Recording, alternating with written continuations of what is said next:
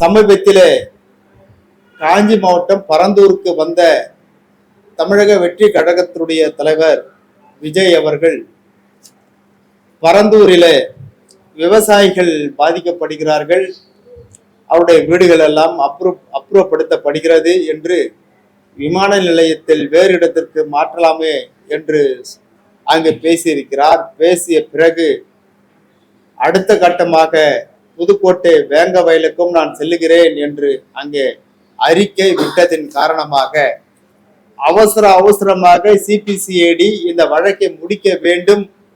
ஏனென்று சொன்னால் விஜய் அங்கு வருவதற்குள் இந்த வழக்கை முடித்து விட்டால் அந்த வழக்கே முடிந்து விட்டது, அங்க என்ன உங்களுக்கு வேலை, அதனால உங்களுக்கு அனுமதி இல்லை என்று சொல்லுவார்கள். அதற்காக தவறே செய்யாதவர்கள் யார் பாதிக்கப்பட்டார்களோ அவர்கள் மீதே குற்றம் சுமத்தி, அதாவது சொல்லுவாங்க பட்டுவங்காலிலே, அதாவது யாரு பாதிக்கப்பட்டானோ அவன் மேலேயே குற்றம் சொல்றாங்க. அதாவது டிஎன்ஏ டெஸ்ட்னு சொல்றாங்க. அந்த ஊர்ல அவனே அங்கேயே இருக்கிறான், அவங்கிட்ட டிஎன்ஏ டெஸ்ட் எந்த டெஸ்ட் எடுக்கிறாங்கன்னா அவங்க ரத்த மாதிரியான டெஸ்ட் எடுக்கல, மலத்துல இருந்து டெஸ்ட் எடுக்கிறாங்க. அதுல இருந்து டெஸ்ட் எடுத்தா எப்படி கிடைக்கும்ன்றது உங்களுக்கு தெரியாதது ஒண்ணு இல்லை. அதை போயிட்டு ஒரு பெரிய விஷயமா அதுல எந்த விதமான ரிசல்ட்டும் அதுல கிடைக்காது. அதாவது எய்தவன் இருக்க அம்பன் நோவாயின் என்ற மாதிரி சொல்லுவாங்க. அது போல எங்கே இருக்கிறவனை விட்டுட்டு பாதிக்கப்பட்டவனே தொடர்ந்து டார்ச்சர் பண்றாங்க. ஏற்கனவே அந்த சம்பவம் நடந்த ஒரு வாரத்துக்குள்ளாரவே ஒரு 3 பேர் இளைஞர்களை அந்த காவல்துறை காவல் நிலையத்துல வைத்து அடித்து துன்புறுத்தி இந்த வழக்கை நீங்கள் ஒற்றுக்கொள்ளுங்கள், உங்களுக்கு அரசாங்க வேலை வாங்க தருகிறோம், 2 லட்சம் ரூபாய் பணமும் தருகிறோம் என்று சொன்னார்கள். அன்றைக்கே எங்க கட்சியினுடைய நிர்வாகிகள் குறிப்பாக சென்னையிலிருந்து எங்கள் மூலமாக அனுப்பி வைக்கப்பட்ட ஒரு குழு அங்கே காவல் நிலையத்திலும் மாவட்ட ஆட்சியர் அலுவலகத்திலும் அந்த நேரடியாக அந்த சம்பந்தப்பட்ட வேங்கவயல் பகுதியிலும் அவர்கள் ஆலோசனை செய்து அங்கே முகாமிட்டு அனைத்து இளைஞரிடத்திலும் கலந்து பேசி இந்த அங்கேயே பிரஸ் மீட்டை கொடுத்து வந்தார்கள். நீங்கள் இது பாதிக்கப்பட்டவர்களையே நீங்கள் ஒத்துக்க சொல்வது இது கண்டிக்கத்தக்கது என்று. இதையே நாங்கள் ஒரு வாரம் கழித்து சென்னையில நாங்கள் ஒரு கண்டன கூட்டம், வேங்கவயலை கண்டிச்சு கண்டன கூட்டம் சென்னை சைதாப்பேட்டையில நடத்தினோம். அந்த கூட்டத்திலே நாங்கள் சொல்லியிருந்தோம், பாதிக்கப்பட்டவனையே காவல்துறை இது போல துன்புறுத்துவது நல்லது அல்ல, நியாயமும் அல்ல, உண்மையான குற்றவாளியை நீங்கள் கண்டுபிடிக்க வேண்டும் என்று சொல்லியிருந்தோம். ஆனால் இன்றைக்கு அதே தவறை தான் அன்றைக்கு இருந்த உள்ளூர் காவல்துறை செய்தது, இப்பொழுது சிபிசிஐடி செய்கிறது. ஆகவே இந்த வழக்கை பொறுத்த மட்டில் நாங்கள் கண்டிப்பாக ஏற்றுக்கொள்ள மாட்டோம். தொடர்ந்து தலித் மக்களை வஞ்சிக்கின்ற இந்த அரசு, தொடர்ந்து தலித் மக்கள் மீது பொய் வழக்குகளை பதிகின்ற இந்த அரசு, தொடர்ந்து தமிழ்நாடு முழுக்க பாதிக்கப்படுகின்ற, தொடர்ந்து பல்வேறு நிலைகளிலே பாதிக்கப்படுகின்றார்கள் தலித் மக்கள் தான் பாதிக்கப்படுகிறார்கள். இவர்களுக்காக எந்த விதத்திலும் ஒரு ஆதரவாக இல்லாமல் இவர்கள் மேல் சவாரி செய்கின்ற இந்த அரசு மீது எங்களுக்கு நம்பிக்கை இல்லை. ஆகவே இந்த வழக்கை பொறுத்த மட்டில் மத்திய புலனாய்வுத்துறை சிபிஐனுடைய விசாரணை வேண்டும் என்று புரட்சி பாரதம் இங்கே அழுத்தம் திருத்தமாக வலியுறுத்துகிறது. ஆகவே இந்த வேங்கவயல் விவகாரத்தை பொறுத்தவரையில் சிபிஐனுடைய விசாரணை தேவை, உண்மையான விசாரணை தேவை.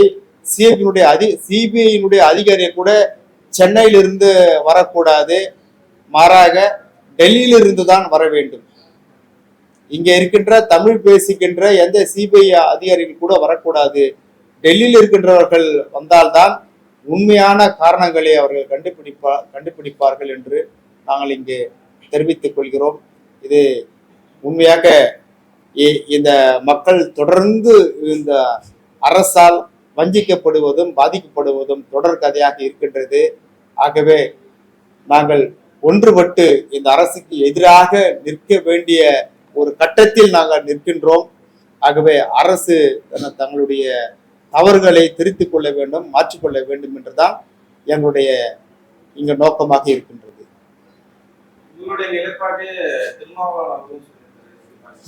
இல்ல, அவங்க என்ன நிலைப்பாடுன்னு அவங்களுக்கு தெரியல. இந்த வேங்கவேல் விவகாரத்தை பொறுத்த வரைக்கும் சிபிஐ விசாரணை தான் தேவை. சிபிஐ விசாரணையில என்ன சொல்றாங்களோ அதை நான் ஏத்துக்கிறேன், வேற வழி இல்லை.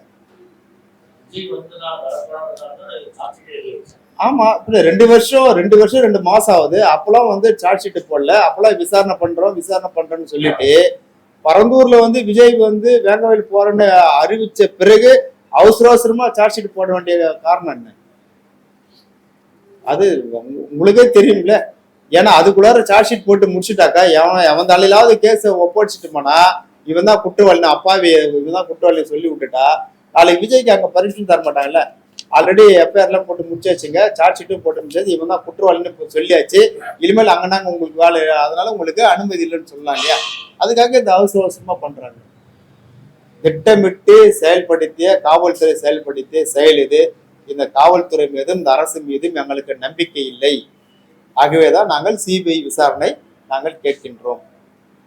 இது சம்பந்தமாக இந்த அரசை கண்டித்து வேற வழி இல்லாமல் இந்த மக்கள் மீதே பழியை சுமத்துகிறது என்று புரட்சி பாதம் ஏற்கனவே கண்டன கூட்டம் நடத்தியது. இனிமேலும் நாங்கள் கண்டன கூட்டம் நடத்த முடிய சூழ்நிலைக்கு தள்ளப்பட்டிருக்கிறோம். தாழ்த்தப்பட்ட மக்களுக்கு தமிழ்நாடு முழுக்க பாதுகாப்பே இல்லை, அவங்களுடைய உயிருக்கு உத்தரவாதம் இல்லை, அவருடைய சொத்துக்களுக்கு பாதுகாப்பு இல்லை. இது போல தொடர்ந்து இது போன்று நடக்கின்ற இந்த சம்பவங்களுக்காக நாங்கள் என்ன செய்ய வேண்டும்? எங்களுக்கு பாதுகாப்பு அரண் என்ன இருக்கிறது?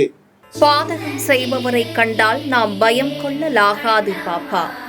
மோதி மிதித்து விடு பாப்பா, அவர் முகத்தில் உமிழ்ந்து விடு பாப்பா. அண்மை செய்திகளை உடனுக்குடன் தெரிந்து கொள்ள இணைந்திருங்கள் எம் நாடு தொலைக்காட்சியுடன்.